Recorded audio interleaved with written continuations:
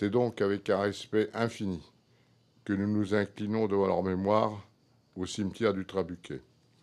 Ce lieu où reposent ces héros oubliés de l'histoire devient aujourd'hui, par votre présence, le symbole vivant de la reconnaissance que nous leur devons. Ces soldats malgaches ont été trop longtemps les oubliés de notre mémoire collective et il est de notre devoir, en tant que responsables publics, de leur rendre justice, de reconnaître la contribution à notre histoire commune et de les inscrire à jamais dans la mémoire nationale.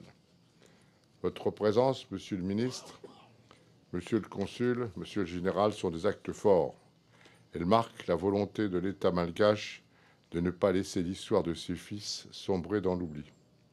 En venant ici à Menton, pour honorer vos morts, vous ravivez une flamme, celle du devoir de mémoire, qui doit rester vivante pour toutes les générations futures.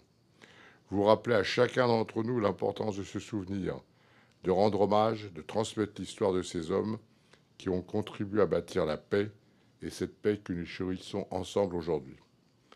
Mesdames et messieurs, chers amis, c'est notre responsabilité collective de faire en sorte que ces sacrifices ne soient jamais oubliés, que la mémoire de ces 156 tirailleurs malgaches et de leurs camarades qui ont donné leur vie pour notre liberté soit toujours dans nos cœurs, dans notre discours et fasse partie de notre histoire.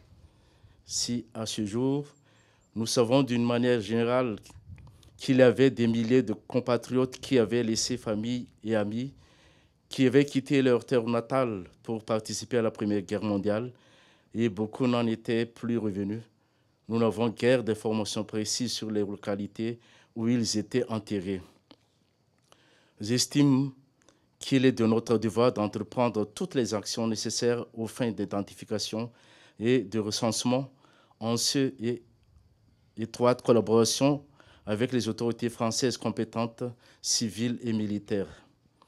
En effet, c'est ce devoir mémoriel qui, à mon sens, constitue les meilleurs hommages que nous, générations actuelles, puissions accorder à ces anciens combattants. J'ose espérer que la mairie de Menton, avec M. le maire, sera parmi les premiers à nous soutenir dans ce sens.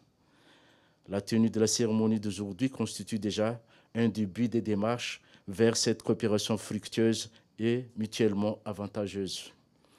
Pour terminer mon propos, je renouvelle nos vifs remerciements à l'endroit de la ville de Menton, dirigée par M. le maire, à tous les élus, ainsi qu'à tous ceux qui ont contribué de loin ou de près à la tenue de la cérémonie d'aujourd'hui. Je vous remercie de votre aimable attention. Vive les relations d'amitié et de coopération entre Madagascar et la France.